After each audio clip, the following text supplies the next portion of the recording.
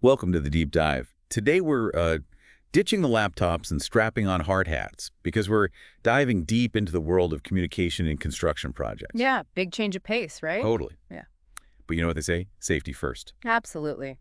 And that's especially true when it comes to communication during the contract administration phase of a project. That's right. Because that's where things can really get, well, let's just say a single miscommunication can have a huge impact. We've got a mountain of sources here. Contracts, industry guides, even some real-world case studies, all focused on keeping those communication lines clear and those projects on track. No matter which side of the construction equation you're on, contractor or client, this deep dive is going to give you some serious insights into making sure your message gets across loud and clear. And that's the goal, right? Avoiding those costly misunderstandings that can really derail even the most well-planned projects. Exactly. So let's start unpacking this. Our sources kick things off by discussing the three main forms of communication: visual, verbal, and written. And, you might think on a construction site, visual would be the king, right? I mean, blueprints, hand signals, it seems like a visual world. Yeah, you'd think so. Right. But our sources suggest that while visuals are critical in the early stages of a project like design and planning, when you get a contract administration, the game changes a bit. It does shift, and honestly, it makes sense when you think about it. So why is that? Why does visual communication kind of take a back seat? Well, it boils down to needing that rock-solid record of what was said and agreed upon. Imagine trying to convey like a super complex change order with just a hand gesture. Oh man, that would be a disaster waiting to happen. Yeah, you'd end up with way more confusion than progress. Yeah. That's where written instructions, documented conversations, they become crucial. They become your blueprints for avoiding those costly mistakes. So it's all about creating that paper trail that you can always refer back to. Exactly. And our sources actually list out a whole bunch of written and verbal communication methods that are used during contract administration. Like what kind of methods are we talking about? Well, you've got your traditional letters and meeting minutes, of course. But then you've also got emails, instant messaging, even project management software. Wow, it's like a blend of old school and cutting edge. It really is. It reflects how the construction industry is constantly evolving. But some things never change. Plus what? Like the importance of face-to-face interaction. I mean, nothing can really replace the nuance of sitting down with someone, right? Reading their body language, building that rapport. Oh, totally. I'm a big believer in face-to-face whenever possible. Our sources agree. They emphasize that face-to-face communication is especially important for building trust and resolving conflicts. Yeah, you just can't replicate that human connection through a screen. But let's be real. In today's world, teams are often spread out across multiple locations, even continents. That's where those digital communication tools come in handy. They're essential for bridging those gaps and keeping everyone in the loop. So we've got emails, video calls, even a good old-fashioned phone call. They all have their place right. Absolutely. But the key is choosing the right tool for the job, as our sources point out. What works for a quick status update, might not be the best for a sensitive negotiation. Or for explaining a really complex technical issue. Exactly. It's all about knowing the strengths and weaknesses of each method and using them strategically. Sometimes you need that face-to-face to really hash things out. Other times, a quick email will do the trick. And sometimes you need a combination of both. But even with the best communication tools in the world, things can still get lost in translation. Oh, absolutely. Happens all the time. Which brings us to the art of the follow-up. Mm. And I gotta say, this is something I think we've all experienced. You leave a meeting and you're like, wait a minute, what did we just agree to? It's the worst, but it happens. And that's precisely why follow-up communication is so crucial in construction. Because you don't want to realize 3 weeks later that everyone was on a different page. Exactly. Think of it like pouring the foundation of a building. You wouldn't just pour it and walk away, right? You double check that everything's level and aligned before you start building on top of it. Makes sense. Yeah. So following up is kind of like that extra check to make sure you've got a solid base. Exactly. It's a way to confirm understanding, rephrase those key decisions, and make sure everyone's on the same page before moving forward. It's that extra step that can save you from a whole lot of headaches down the road. And speaking of headaches, let's not forget the golden rule of construction. Time is money. Oh, yeah. In construction, delays in communication can quickly turn into delays in the project itself. And those delays can have a ripple effect on budgets, deadlines, even reputations. It's like a domino effect. One misstep can set off a whole chain reaction. So how do we prevent these communication breakdowns from happening in the first place? Proactive communication, my friend. If an issue arises, don't just sit on it, hoping it will magically disappear. You got to be upfront about it, Yeah. even if it means delivering bad news. Exactly. It's always better to address a problem head-on than to let it fester and grow into something much bigger. Rip off the Band-Aid, right? Get it out in the open. Precisely. And that brings us to a tool that our sources highlight, the RFI, or Request for Information. RFI. Now, when I first heard that term, it sounded kind of mysterious, like something out of a spy movie. Huh, I can see that. But in reality, RFIs are a pretty standard part of construction communication. So demystify it for us. Right. What exactly is an RFI? It's basically a formal way for contractors to ask consultants for clarification or additional information about the project.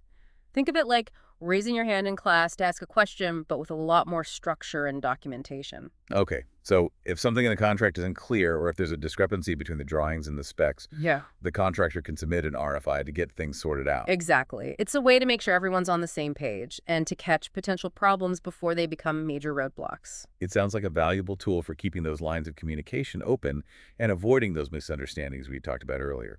Absolutely. But like any tool, it's only as good as the person using it. Our sources emphasize that there needs to be a clear process for handling RFIs. They even suggest outlining it in the contract itself. So it's not just a free-for-all of questions. There's a system in place. Right. What are some of the things contractors should keep in mind when submitting an RFI? Well, first and foremost, they need to do their homework. Meaning, before firing off an RFI, they should thoroughly review all the existing documentation, the contract, the drawings, the specifications, everything. So don't waste everyone's time asking a question that's already been answered, basically. Exactly. Another important point is to avoid using RFIs to try and shift responsibility or make unjustified claims. That's a good one. I can see how that could happen. Remember, the purpose of an RFI is to clarify information, not to try to renegotiate the contract or get out of doing something you agreed to. Keep it clean. Keep it focused. What else? Clarity is key. Imagine you're on the receiving end of a stack of RFIs. Which ones are you going to prioritize? The ones that are well-written, concise, and easy to understand, or the ones that are rambling and confusing? Definitely the ones that are clear and concise. No one wants to wade through a wall of text to figure out what the question is. Right. So when writing an RFI, contractors need to be clear, concise, and laser-focused on getting the information they need. Okay, now let's flip the script for a second and look at it from the consultant's point of view. Yeah. You're the one receiving all these RFIs. What's the best way to respond effectively? Well, first of all, organization is key. You got to have a system for tracking all these requests and responses. Like an RFI command center. Exactly.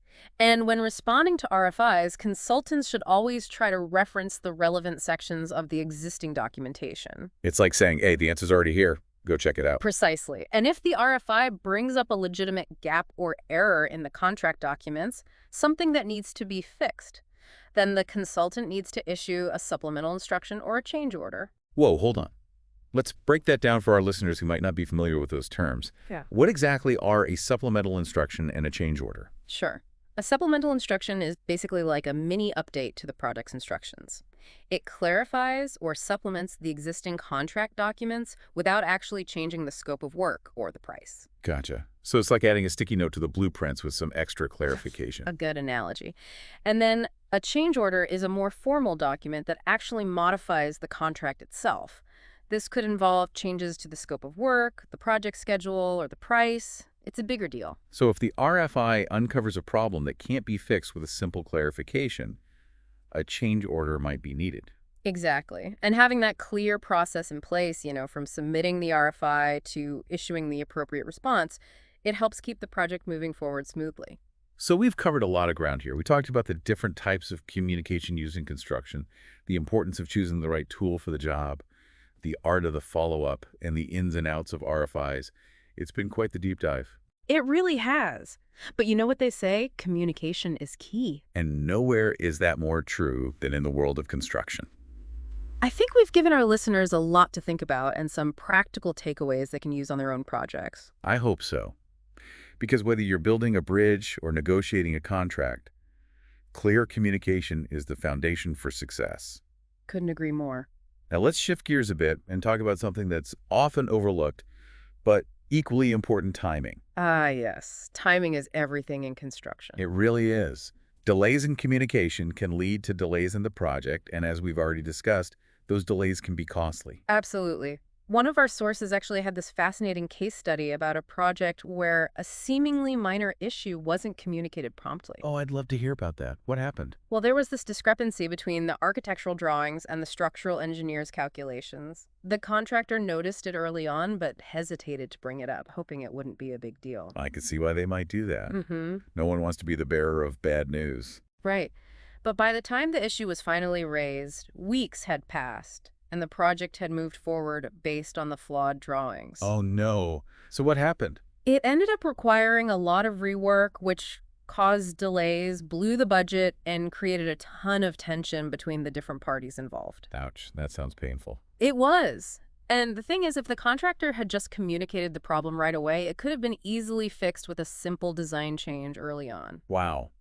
That's a perfect example of how a small communication delay can snowball into a much bigger problem. It really highlights the importance of speaking up even when it's uncomfortable. Better to address the issue head-on than let it fester. Exactly.